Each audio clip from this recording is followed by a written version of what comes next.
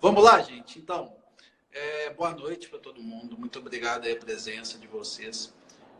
Só para falar assim, realmente a quarta-feira é um dia complicado, tanto para mim quanto para a Lorena, porque é o dia que ela está de plantão aqui no Vitória Parte. Acerta aí.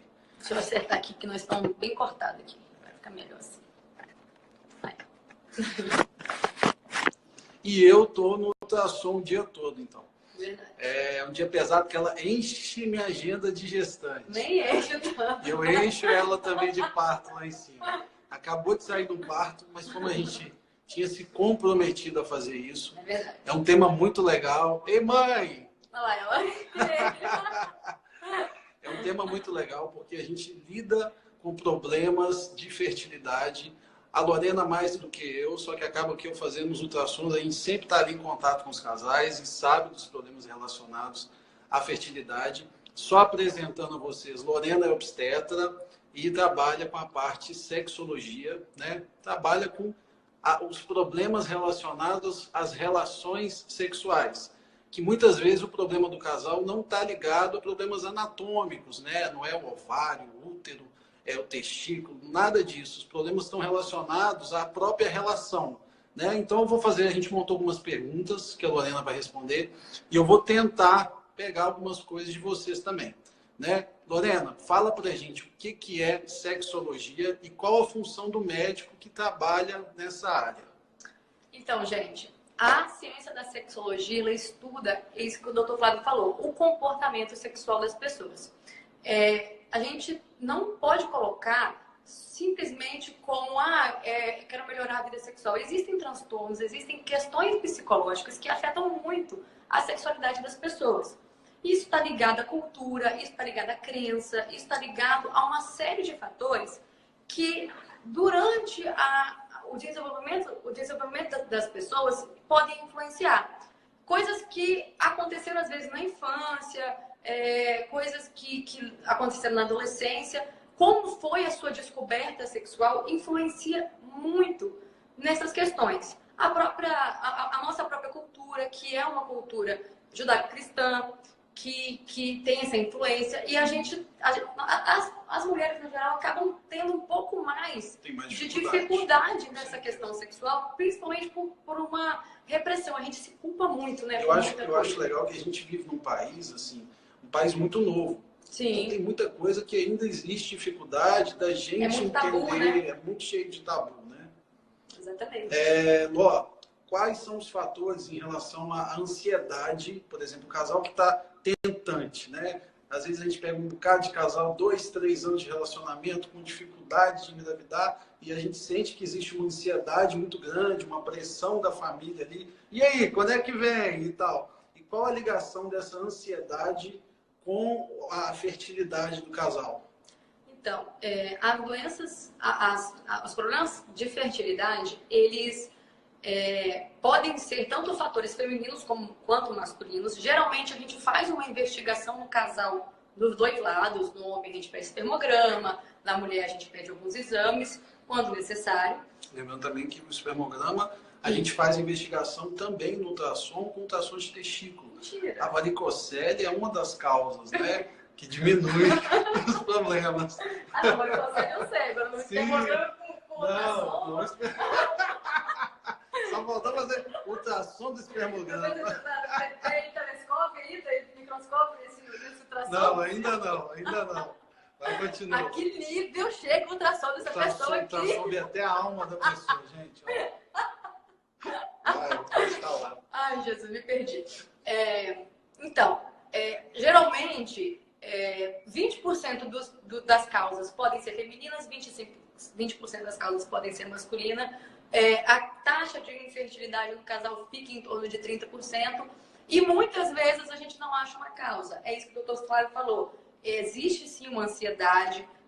Por que a ansiedade atrapalha? Às vezes o cortisol está alto, você não vai ovular no dia certo, você está se programando. Ou então você está naquela tensão de engravidar e não consegue. E isso leva para o casal, assim. Isso leva um transtorno tanto da família. E a família, às vezes, querendo ajudar, atrapalha, porque fica te cobrando, vocês já estão casados há tanto tempo, por que não engravidou logo, não vai ter filho logo, quando que vocês vão ter filho? E cada um sabe o seu tempo, cada um sabe a sua hora. E quando você vai ter uma relação e tá com toda essa atenção, não vai ser prazeroso, vocês não vão aproveitar e pode acontecer de ter esse problema, de atrasar mais. E muitas vezes tem gente que acaba assim, desistir, não vou tentar mais. Aí quando desiste, vai lá e consegue engravidar. Foi porque relaxou, foi porque não... Lembrando que a gente não tem que ter relação, no caso do casal, só pensando... Só pra isso, né?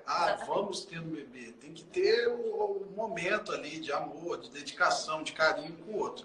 E falando nesse aspecto, Lorena, fala pra gente, o orgasmo, no caso feminino, tem correlação com fertilidade? É mito ou verdade? Que a mulher, quando tem uma relação e atinge o orgasmo, tem uma maior facilidade de engravidar?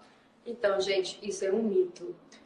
Isso daí, inclusive, foi falado por Hipócrates, né, na época, que foi descrito o orgasmo, e acreditava-se que a mulher só era fértil, só conseguia engravidar se ela conseguisse ter orgasmo.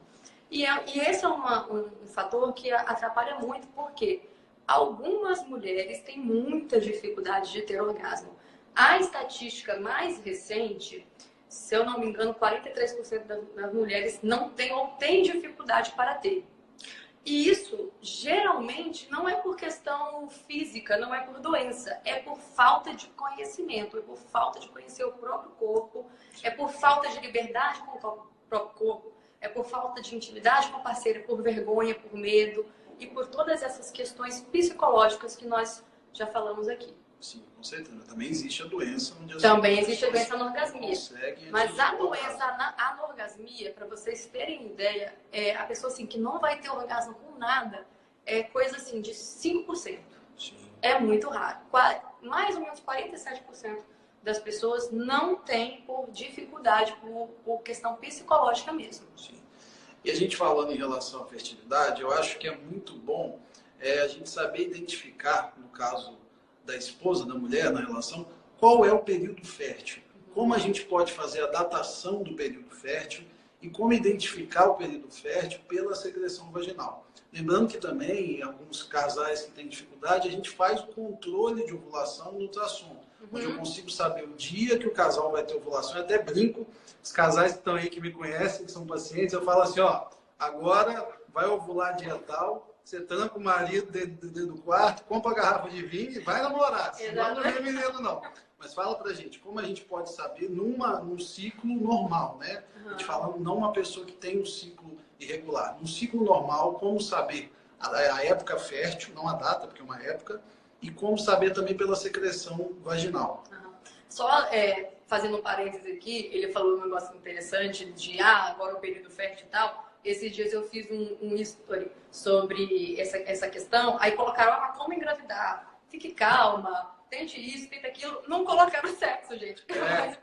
Se não fizer as coisas, não adianta, né? Não adianta, não vai ser obra do Espírito. Divino Espírito Santo, me dá um filho, mas não namora não. Exatamente, não é assim, né? Vamos lá, período fértil, como que calcula? Geralmente, o ideal é você anotar o seu ciclo por um período mínimo de 6 meses, para você saber, tá? Hoje em dia, graças a Deus, existem aplicativos para você fazer isso. Mas, não tem aplicativo, quero aprender na mão. Você vai. E se você tem um ciclo irregular, também é um pouquinho mais difícil, mas alguns aplicativos já estão mais ou menos equilibrando com o período normal. Porque você vai ensinar, ele vai sendo automatizado, né? Você vai pegar o seu ciclo mais curto e vai diminuir 18 e o seu ciclo mais longo e vai diminuir 11. Esse número vai dar mais ou menos 14 dias e 11 dias. Isso, 18 dias e 11 dias. Você vai contar do dia que veio a menstruação. Do dia que veio, isso. Você sempre vai contar o período menstrual quando chega. Não importa, exatamente, não importa a quantidade de dias que você sangra. Tem gente que esquece que a menstruação é Ou dia então, útil, quando né? vai, por exemplo, a gente pega muito isso no ultrassom, às vezes a gente vai perguntar qual a DUM, a data da última menstruação. Ela foi A paciente colocada. coloca o último dia da menstruação. Não, A data da primeira. última menstruação é a data que chegou a menstruação. Então Exatamente. você vai pegar o dia que veio a menstruação e vai subtrair. Continue pra gente. Então, você vai pegar o seu ciclo mais curto e subtrair 18, e o seu ciclo mais longo e subtrair 11. E aí o seu período fértil vai ser esse intervalo. Essa média. Essa média. Geralmente, o período fértil, ele é 14 dias antes de você menstruar. E aí, o que acontece? As pessoas que têm um ciclo curto, elas vão ovular muito próximo de quando acabar a menstruação. Então, algumas pessoas têm essa questão de, tô menstruada, não tenho risco de engravidar. Pode sim, se você tiver um ciclo curto, porque você vai ovular muito próximo. Outra questão, a fase seca que a gente chama, ela é após a ovulação. Ela é o período antes de você menstruar, ele é muito mais, no caso da pessoa que não quer engravidar, ele é muito mais seguro para você ter uma relação desprotegida do que o período antes do que o período antes da ovulação e do que o período pós-menstruação. Entendi. E a secreção? Como é que é feita essa análise da secreção para saber o dia que você pode ter relação e vai ter maior facilidade no caso de engravidar? O ideal é juntar duas técnicas, tá? A secreção vaginal a gente chama de método de Billings, que é a análise do muco cervical. Você vai pegar todo dia, vai olhar sua calcinha e vai ver como é que tá a secreção que tá saindo ali. Geralmente, quando você vai ovular, ela vai ficar um pouco mais mucoide, ela vai ficar mais grossinha. Vai ficar mais espessa. Exatamente, ela vai ficar mais espessinha. E esse espessamento, ele vai falar que você tá no período fértil. Geralmente é mais ou menos no dia. Esse muco grosso, ele geralmente dura um dia, no máximo 2, tá? Então é bem específico. E você tem que conhecer muito o seu corpo. Agora, cuidado, infecções, candidíase, dependendo da relação, pode alterar esse muco. Então, o ideal é associar os dois métodos e sempre usar ou um aplicativo, ou anotar na agenda, alguma coisa para poder você conseguir monitorar. Sim, bem legal. Lorena, em relação à frequência da relação sexual quando o casal quer tentar engravidar, o que você pode orientar? Então, gostei da ideia do vinhozinho. Vinho branco. Então, Meu pai vai entender. Vinho branco. meu pai do lado também. Meu pai vai entender. O ideal fez esse cálculo do período fértil, ter relação 3 a 4 vezes por semana nesse período, para você pegar o dia correto, né? Mas geralmente esse período. O período fértil ele dura de 7 a 5 dias, esse período antes. Mas o óvulo, ele dura 24 horas, né? E o espermatozoide pode sobreviver até 48 horas no canal. Até 72 horas. Pode, exatamente. E aí, por que isso? Por que são esses dias? Porque o tempo de, às vezes você teve uma relação, mas vai ovular dia depois. Então, o espermatozoide que ficou ali pode gerar E, inclusive, tem até uma postagem que a gente fez sobre isso, falando que daria-se até para escolher o sexo do bebê a partir disso. Mas isso aí, gente, não tem estudo que comprove, tá? Tipo assim, tem gente que faz que dá certo, tem gente... É tipo aquele história que me mandaram, doutor, como é que faz para escolher o sexo? Tem que pedir para Deus, pede com fé. Pede com fé. Não, tem uma logística. Conheço ela gente falou, que faz. ela falou. Conheço gente que deu certo. Porém, não é um método que está... tem estudo. Tem que estudar mais. Tem que estudar mais, exatamente. Uma coisa que a gente sempre correlaciona é desempenho sexual com fertilidade. Uhum. Um casal que consegue desempenhar uma relação duradoura tem ligação com fertilidade ou não? Não tem nada a ver uma coisa com a outra. Porque a fertilidade vai depender do hormônio, da ovulação, se a pessoa tem um ciclo regular. Se a pessoa, voltando a falar de ciclo, se a pessoa tem um ciclo regular, menstrua todo mês, provavelmente você está ovulando. Então, o seu ciclo é normal, a chance de você engravidar é ok.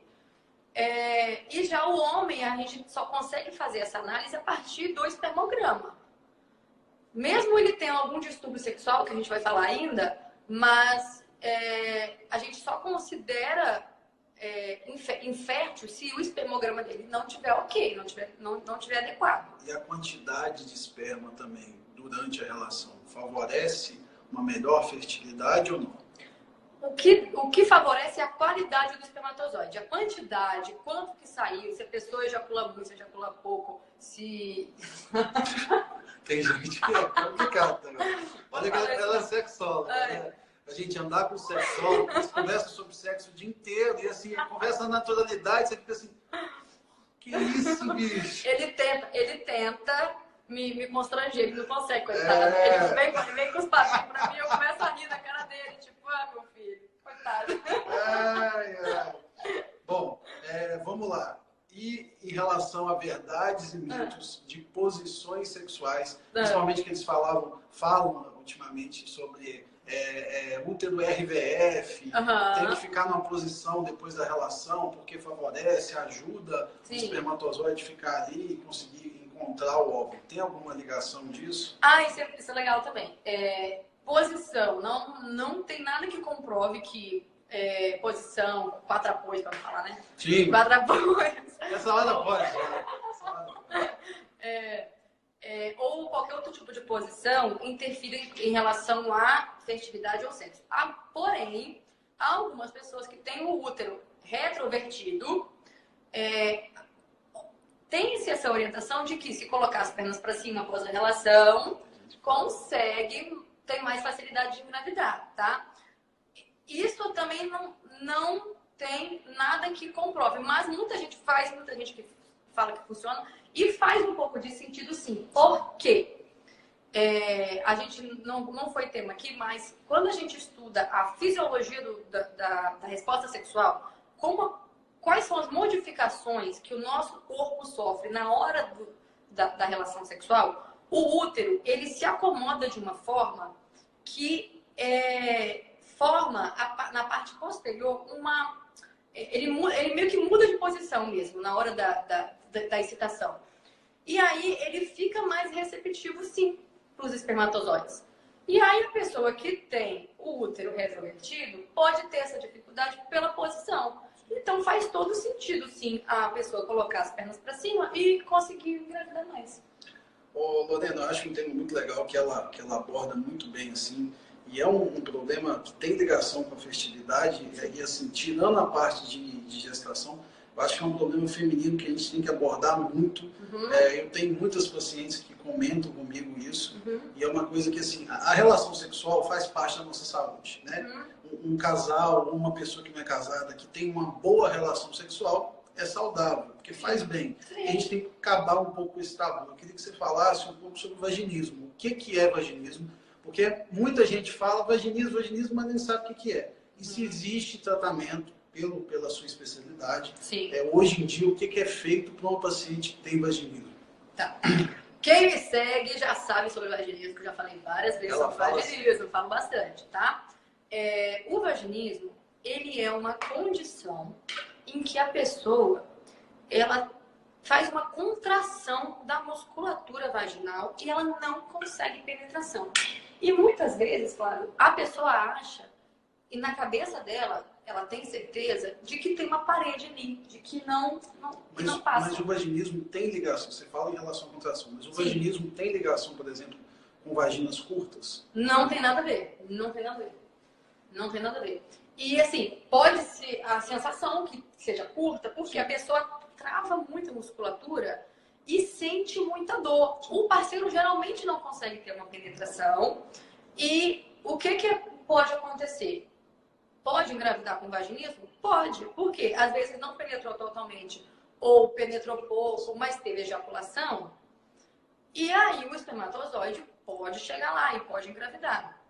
E vai ter uma gestação com toda aquela dificuldade, com toda a ansiedade. E aí, na hora de examinar, a pessoa, acho que é até pior, sabe? Porque ela vai sentir mais dor, ela vai se sentir mais constrangida. Mas, de E às vezes, forma, exatamente, vai ter ligação com a fertilidade, porque uma paciente que tem vaginismo vai ter dificuldade vai de ter ter relação. dificuldade. Ela vai ter menos Exatamente. relações sexuais, Exatamente. menor chance. Mas existe a chance dela engravidar se